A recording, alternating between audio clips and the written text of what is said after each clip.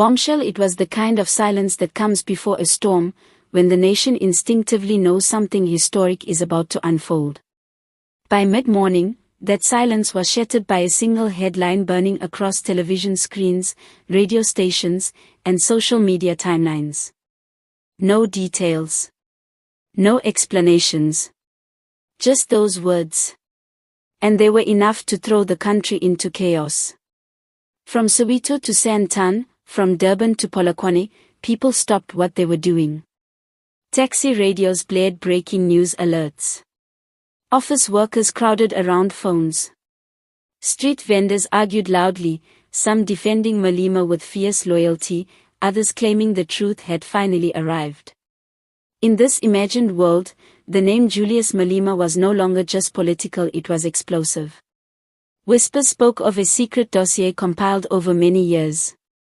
A file so sensitive that only a few powerful individuals had ever seen it. They said it contained financial trails, coded messages, private meetings, and testimony from insiders who had finally decided to speak. Each piece alone meant little, but together they formed a puzzle that threatened to expose a hidden side of power. In Parliament, panic was carefully disguised as professionalism.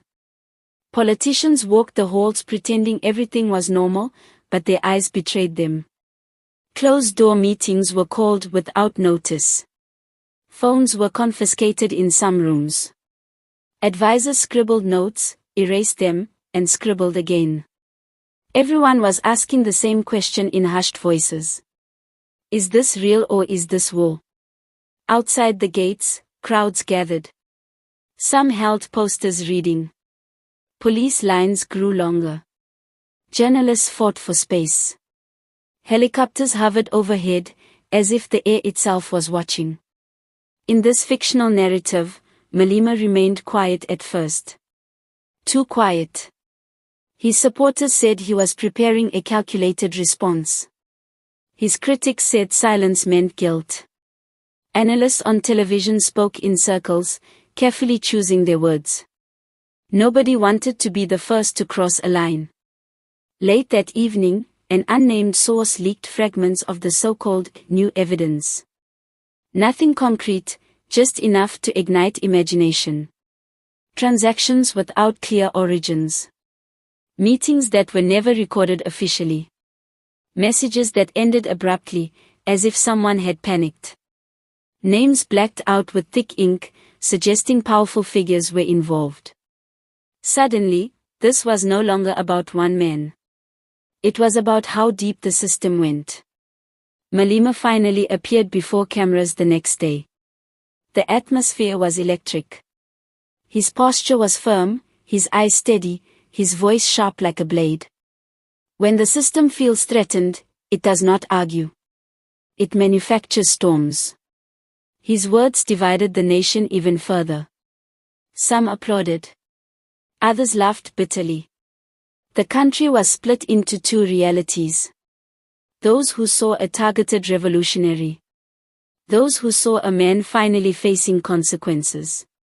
Social media turned into a battlefield. Videos were slowed down, analyzed, misinterpreted. Old speeches resurfaced. New theories were born every hour. Truth became elastic, stretched and reshaped by emotion and loyalty. In this imagined chaos, secret meetings multiplied. Political rivals sensed opportunity. Allies became cautious. Some distanced themselves quietly. Others rushed forward publicly in support, but fear lingered behind their smiles. The danger wasn't just what Malema might face, it was what could be unleashed if the wrong door was opened. Protests grew. Candlelight vigils at night. Angry marches by day. Churches prayed. Universities debated. Taxi ranks argued. The entire country felt suspended between collapse and revelation. International observers began paying attention. South Africa, once again, stood on the edge of a political moment that could rewrite history. And then came the words that changed the tone completely. This evidence is only the beginning. Those 6 words, attributed to an anonymous source, were more terrifying than any accusation. They suggested layers, depth, a chain reaction waiting to happen. Tags. Julius Malema. South Africa in suspense.